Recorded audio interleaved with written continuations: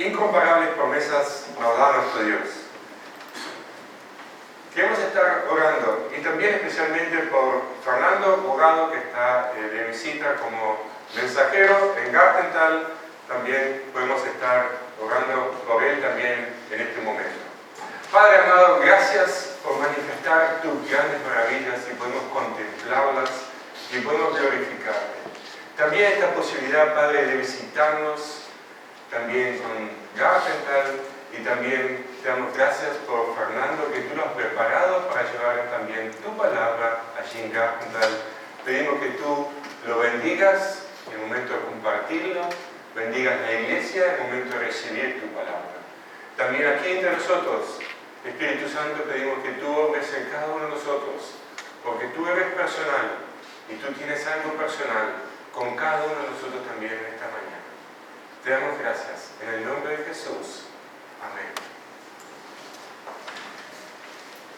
Hoy ya es el último mes del niño que contemplamos también aquí en la iglesia estos domingos.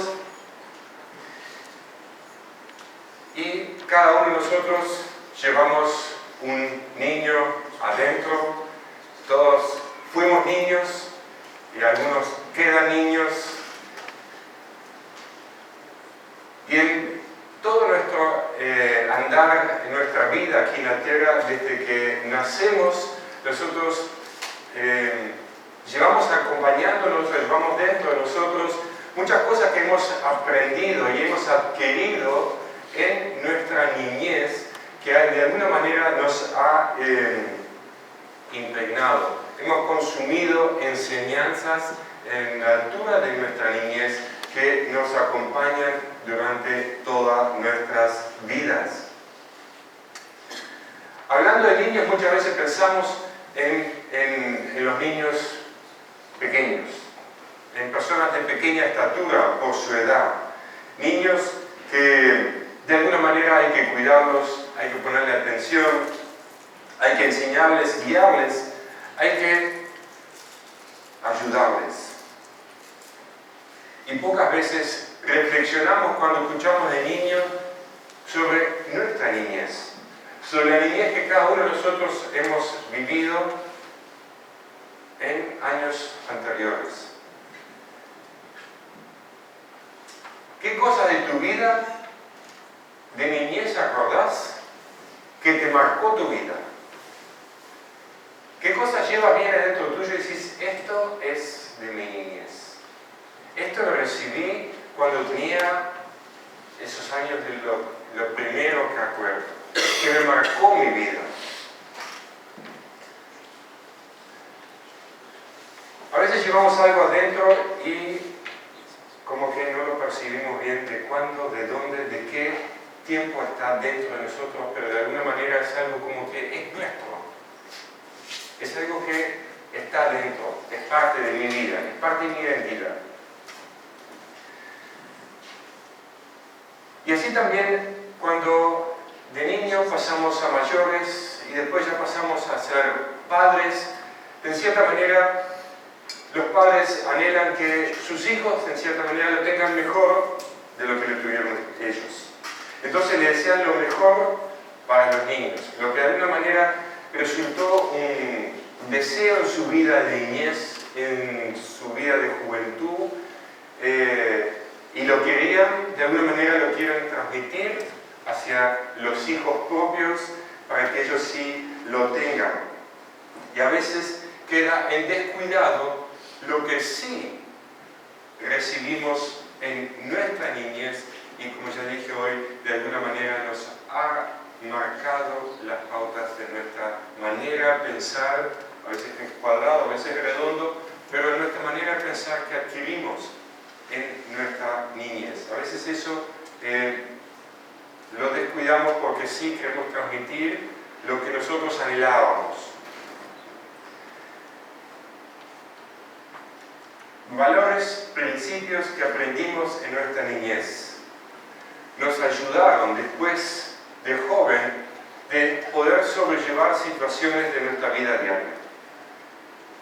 Cómo enfrentar situaciones muchas veces lo hacemos de tal manera como se nos fue enseñado en nuestra niñez. En nuestra niñez, en las distintas áreas, ¿verdad? Primeramente por los padres, después maestros, profesores, vecinos o amigos o familias también vecinas.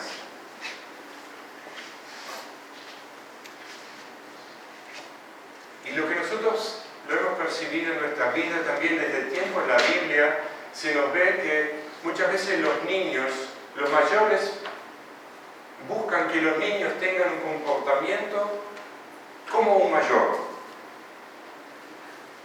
Vemos que son niños, pero queremos que se comporten, no, pórtate bien, callate. Y bueno, y así tratamos de alguna manera pedirle a un niño que sea como un mayor. Y ya en la Biblia también allí, cuando los padres querían llevar a los niños hacia Jesús, los discípulos no lo querían. ¿Y Jesús qué dijo Jesús? Deja que los niños vengan a mí. Y después también dice, de los tales es el reino de Dios. O sea, Jesús da otro enfoque con respecto a lo que son los niños. También aquí hemos compartido que también en nuestras historias anteriores los niños no tenían cabida dentro de la iglesia. También eso va marcando a vida. Y Jesús da nuevos horizontes y deja que los niños vengan a mí. Llegan a poner los niños en el centro de todo. Y así nosotros de alguna manera como mayores dejamos marcas en la vida de los niños. Y por lo general salimos de la perspectiva que cada uno de los mayores no trata de enseñarle nada malo a los niños. Siempre trata de darle lo mejor para cada uno de los que son más chicos o a los cuales se piensa transmitir un mensaje. Pero del otro lado, no siempre es recibido de la misma manera. Y esa parte también tenemos que entender y percibirla de ambos lados. Y hoy quiero enfocar un poco el mensaje en ver el ejemplo de dos personas en la Biblia, de dos jóvenes en la Biblia y que de alguna manera lo que ellos recibieron en su niñez de alguna manera marcó su vida. Dos personas totalmente distintas, dos vidas distintas, pero de alguna manera lo que ellos de joven, de niño recibieron marcó su vida y la vida no fue siempre sin adversidades y no siempre fue lo más fácil.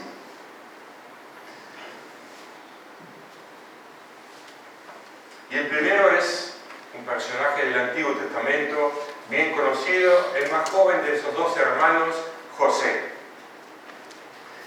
José se crió en un contexto donde él era la frutillita de la familia, era el privilegiado, era el mimado, era el privilegiado del padre. En ese contexto nació José y desarrolló su niñez y su adolescencia hasta el comienzo de la juventud. De adolescente, este José mimado, privilegiado de parte del Padre, Dios le dio sueño. Dos sueños le dio a José. Y cuando José transmite este sueño que Dios le ha dado, no fue muy bien recibido por la familia.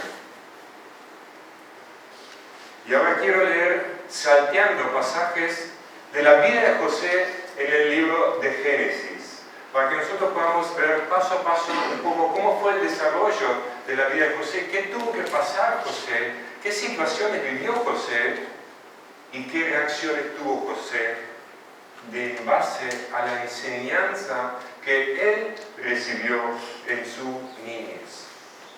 Ahora vemos en Génesis 37, versículo 3 al 5.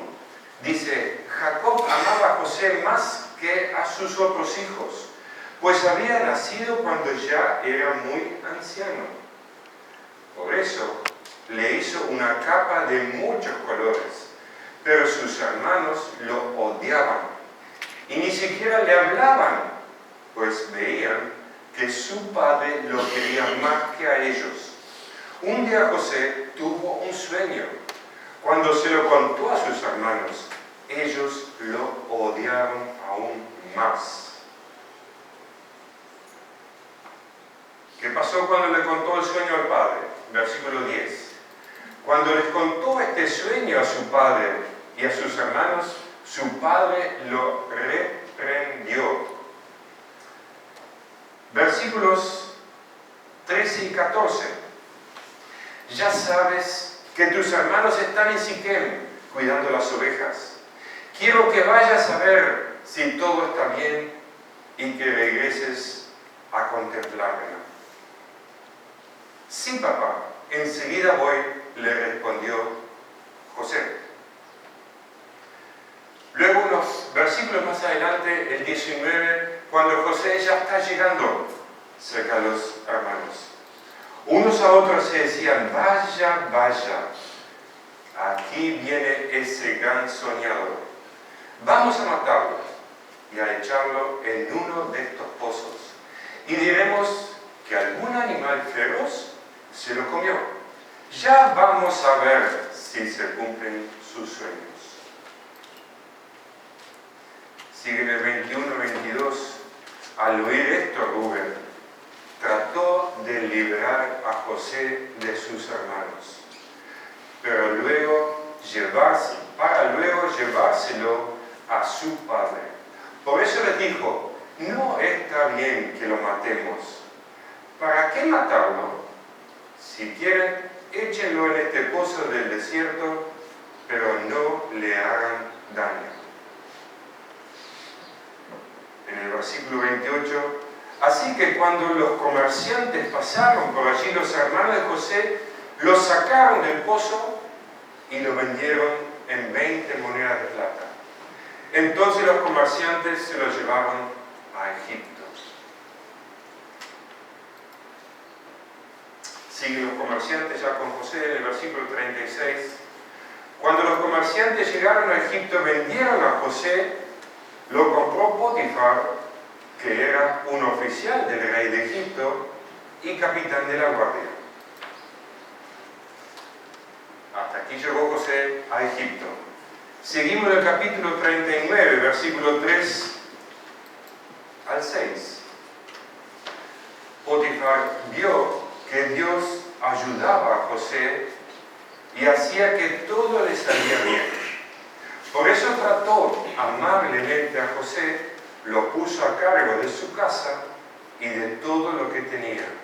A partir de ese momento, y gracias a José, Dios bendijo a Potifar en todo, y él no se preocupaba ya de nada más que de comer. La parte de Potifar. Pero Potifar le había dado una limitante hasta ahí no más. Y en el versículo 12, la mujer de Potifar lo agarró de la ropa y le exigió, acuéstate conmigo. Pero José prefirió que le arrebataran la ropa y salió corriendo de la casa. Cuando Potifar llegó, ella le contó la misma historia. Ese esclavo hebreo que nos trajiste me quiso violarme. Al oír Potifar las quejas de su esposa, se enojó mucho. Entonces agarró a José y lo metió en la cárcel, donde estaban los presos del rey. Pero aún en la cárcel, Dios siguió ayudando a José y dándole muestras de su amor. Seguimos en el capítulo 40, versículo 8. Ellos respondieron cuando José estaba injustamente en la cárcel. Resulta que los dos tuvimos un sueño, pero no hay quien pueda decirnos lo que significa. José les dijo, vamos a ver, cuéntenme su sueño y Dios nos dirá lo que significa. El 23, sin embargo, el jefe de los coperos se olvidó completamente de José. Eso sucedió después que José le reveló el sueño y él salió libre, pero ya él andaba bien y se olvidó de José. Hasta aquí vimos varias situaciones seguidas. Nosotros muy bien conocemos la historia de José. Hemos escuchado muchas veces la historia de José. Pero ¿cuántas veces nos hemos enfocado en lo que José realmente pasó? ¿Qué pasa si en vez de José ponemos nuestro nombre en esas situaciones? ¿Qué pasó José? ¿Cómo hubiéramos reaccionado respecto a lo que nosotros tenemos como niños? ¿Cuál sería nuestra reacción? ¿Cuántas situaciones injustas le pasó a José?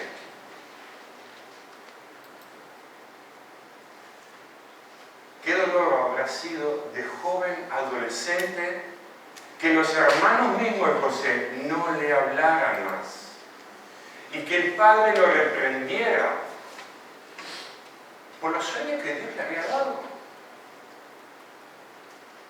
¿Quién habrá marcado eso en la vida, en el corazón de José? Luego los hermanos lo venden. Él no había escuchado lo que habían pensado matarlo, pero los hermanos lo meten al pozo y luego lo venden y va a un país. A veces nosotros sufrimos cuando nuestros hijos van a Montevideo a estudiar y se quedan 3 semanas. Es imposible para los padres las primeras 3 semanas soportarlas. Acá José, el joven, fue maltratado, vendido, ni siquiera por voluntad propia, vendido y lejos a un país ajeno, separado de su familia. Pensar en todo este combo de la vida que estaba pasando José, que José estaba albergando en sus pensamientos, en su corazón, en sus emociones. En ninguna parte leemos que José se justificaba de que realmente él era maltratado injustamente.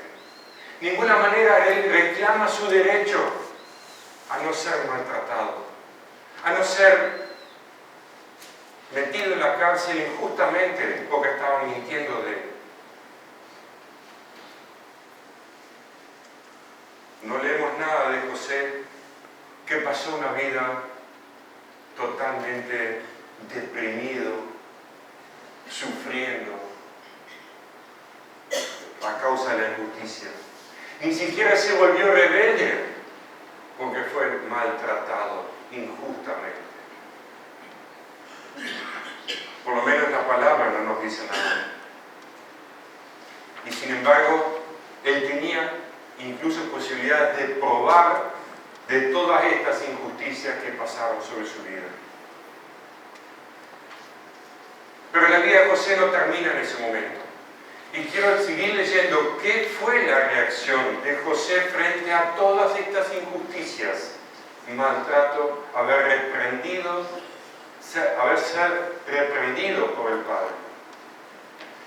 En el capítulo 42, el versículo 6 nos dice: cuando los hermanos de José llegaron a Egipto, se inclinaron ante José con mucho respeto, pues él gobernaba en Egipto y era el que vendía el trigo a todo su pueblo. Luego sabemos que le pidió el trigo, que le dio el trigo, que ellos se llevaron el trigo, y dice en el versículo 25: después ordenó que le llenaran del trigo sus sacos y que pusieran en sus sacos el dinero que habían pagado. También ordenó que le dieran comida para el viaje. O sea, José ya había identificado quiénes eran. Pero José, ¿qué hizo? Llene la bolsa de trigo, devuélvanle plata y denle para comida para el viaje. Esa fue la reacción, la primera reacción de José sin haberse identificado.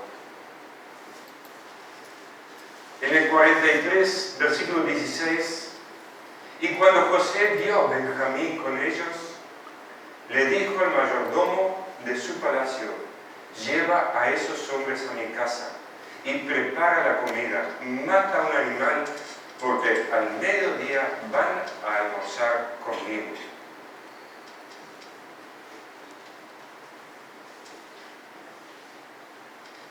Sigue en el 43, versículo 45, versículo 4. Entonces José les dijo, vengan acá a los hermanos. Ellos se acercaron y entonces José les dijo, yo soy José, el hermano que ustedes vendieron a los egipcios. Pero no se preocupen ni se reprochen nada. En los 2 años anteriores no había comida en toda esta región.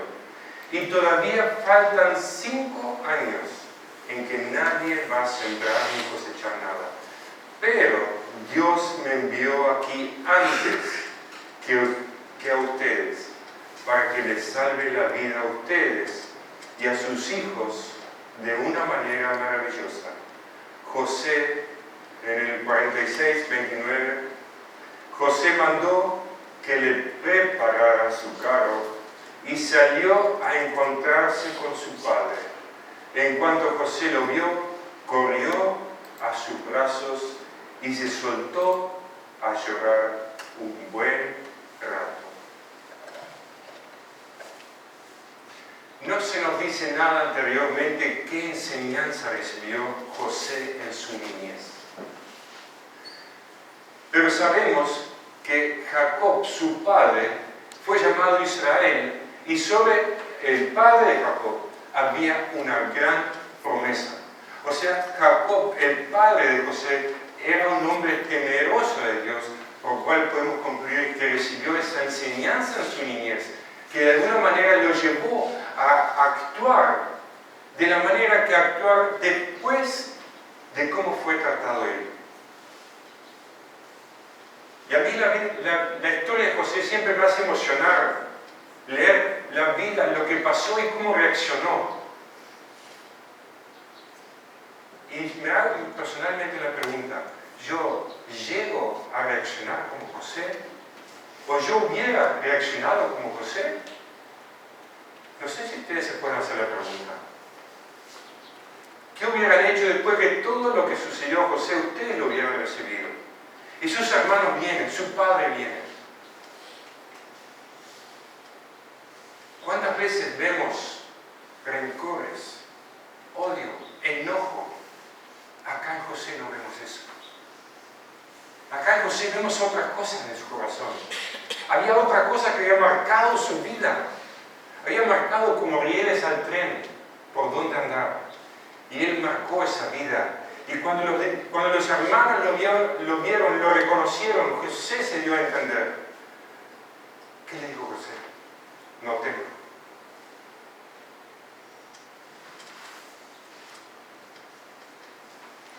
Cuando vino el padre,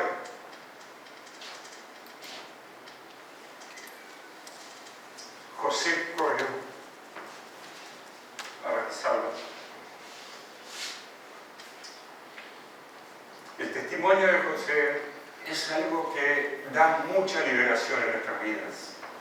Y José estaba en condiciones no libres, de esclavo, vendido, maltratado, pero él estaba libre.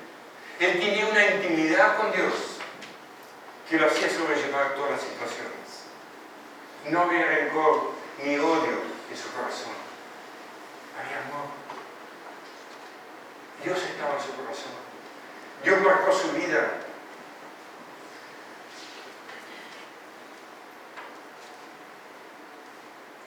Con su vida, José nos enseña que aquí, mientras que estamos en esta tierra, en este cuerpo físico, hay personas que nos pueden lastimar, intencional o no intencionalmente, pero somos humanos y somos débiles y nos van a poder lastimar.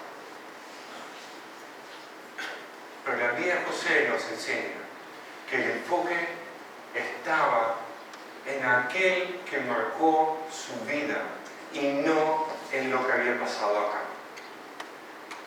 Ese enfoque de José, ese cambio de enfoque de José,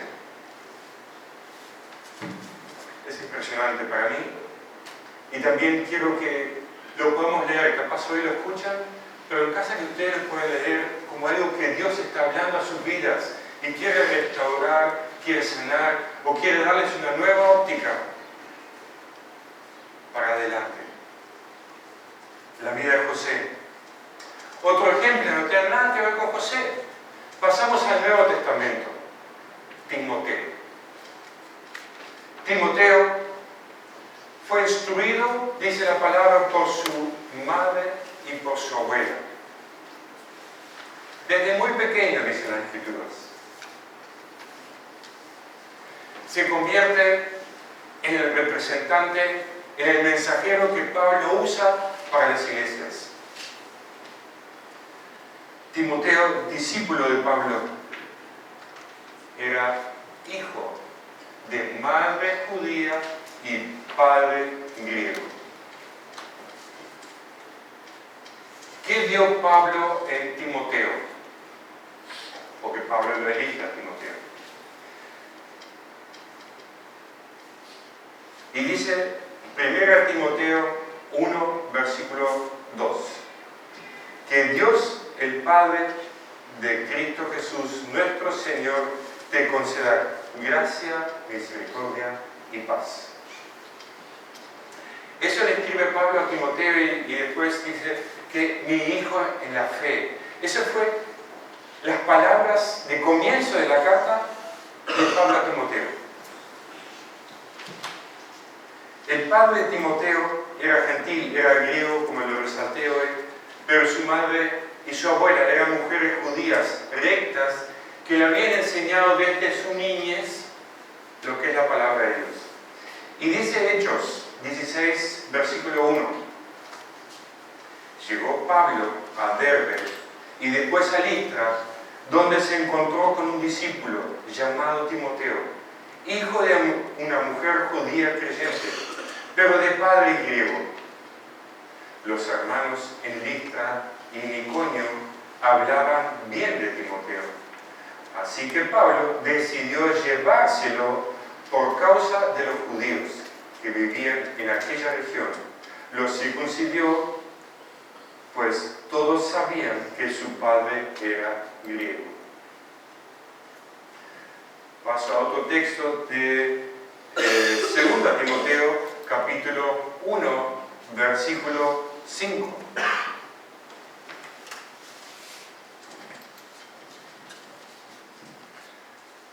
Bueno, un poquito rápido con los versículos. 2 Timoteo 1:5 dice: traigo a la memoria tu fe sincera, la cual animó primero a tu abuela Loida y a tu madre Eunice, y ahora te anima a ti. De eso estoy convencido. Pablo recalcando lo que era la vida de Timoteo. Y pasamos a 2 Timoteo 3, versículo 15, donde nos dice: desde tu niñez conoces las sagradas escrituras, que pueden darte la sabiduría necesaria para la salvación mediante la fe en Cristo Jesús. Este Timoteo que Pablo le está hablando, Pablo lo dice también que es como un hijo, o sea, en una de las campañas de Pablo, Timoteo decidió aceptarlo a Jesucristo como su Señor y Salvador. Habiendo recibido desde su niñez la enseñanza de la palabra, Pablo lo ve como un hijo. ¿Qué significa la palabra Timoteo? Aquel que siente amor o adoración a Dios. Timoteo, un joven instruido en la palabra de Dios, desde su niñez, por su abuela y madre, su padre siendo gentil, y esto lo recalca, siendo gentil y griego, no lo circuncidió, porque él no era judío. Sin la madre y la abuela eran judíos. Por eso después llega lo que leímos en Hechos, que Pablo lo circuncidió. No por algo que Pablo dice, si no te circuncidas no vas a ser salvo, sino que Pablo lo quería llevar a este joven valiente para que lleve el mensaje a los judíos. Entonces, para que eso no sea piedra de tropiezo para ellos, Pablo lo invita, le recomienda a Timoteo circuncidarse. Y lo hace para que él pueda servir también entre los judíos. ¿Qué podemos aprender de Timoteo? Justamente esa parte, que no era necesario para la salvación, pero Timoteo se deja circuncidar porque él quiere que el mensaje llegue a aquellos que Pablo lo estaba enviando. O sea, Dios por medio de Pablo lo estaba enviando a Timoteo. Timoteo acepta eso en su propio cuerpo para poder llevar el mensaje allá donde no había llegado.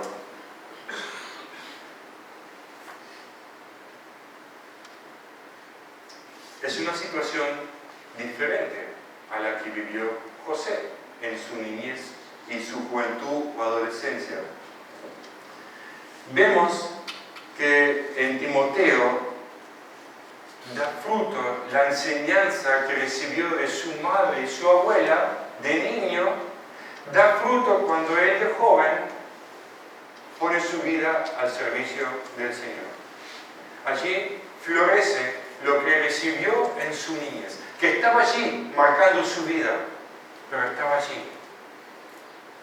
Y da fruto y florece cuando pone su vida al servicio del Señor.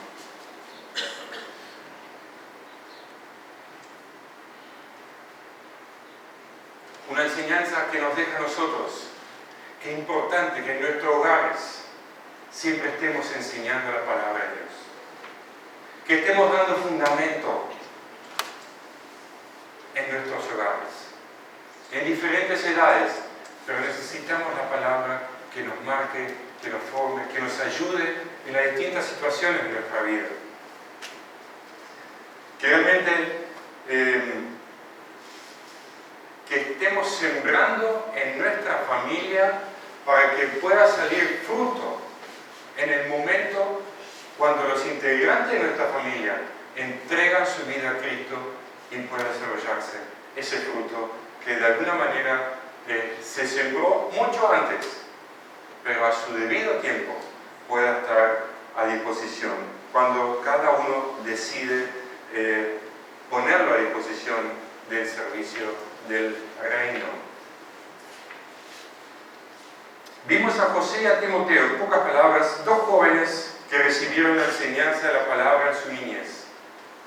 Tuvieron que pasar por situaciones muy diferentes. José en el Antiguo Testamento, antes de Cristo. Timoteo en el Nuevo Testamento, después de Cristo. José impactó con su vida, con su testimonio, pasando por situaciones adversas, enfocándose en Dios. Timoteo muy diferente. Dedicó su vida a enseñar en la iglesia.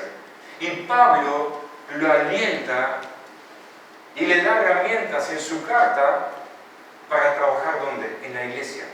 ¿Por qué? Porque en la iglesia había errores. Y allí Timoteo fue llamado a que él corrija los errores dentro de la iglesia. Dos vidas, dos testimonios diferentes que nacen desde la niñez, que fue donde se marcaron los rieles para su vida, donde se sembró la palabra de Dios. Dos preguntas les quiero dejar. ¿Estamos viendo nosotros oportunidad de sembrar la palabra de Dios en otras personas? ¿Estamos buscando oportunidades de sembrar en otros para que haya un carril, cómo puedan enfrentar su vida?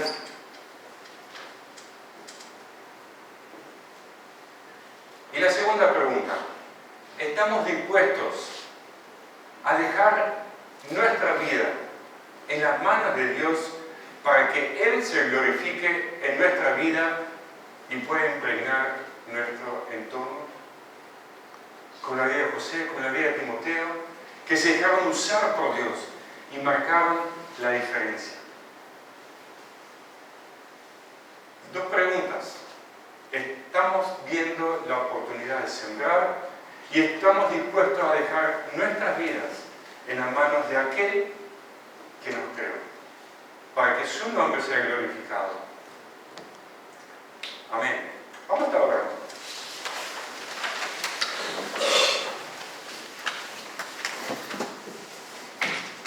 Querido Padre Celestial, te doy gracias. Gracias por tu palabra en la cual tú nos confrontas con situaciones que han vivido personas antes que nosotros. Con situaciones donde tu fidelidad, Padre amado, se pueda ver, se pueda palpar. Lo podemos hacer como que tú nos estás hablando a cada uno de nosotros, personalmente. Y tú tienes planes perfectos también con nuestras vidas. Tú has puesto en nosotros tu palabra, Padre, como guía. Y tú también nos das a nosotros la posibilidad de sembrar en otros tu palabra, para que pueda ser como guías de fortalecimiento, de sabiduría, de sanidad, de restauración para sus vidas en las diferentes situaciones que a cada uno nos toca pasar y a los que nosotros podemos llegar a enseñarle de tu palabra. Padre, ayúdanos también a entender qué nos quieres decir cuando tú nos dices que debemos ser discípulos, que tú quieres que nosotros te sirvamos, que nosotros vayamos y llevemos tu palabra. Padre amado, te doy gracias por el tiempo que tú nos das de aprender y de vivir y las oportunidades. Perdón, Padre, donde no hemos sido practicantes de tu palabra. Y ayúdanos hoy a que podamos salir de este momento fortalecidos y desafiados a tener esa intimidad contigo para entender cada uno personalmente cuál es el siguiente paso a dar. Como tú tienes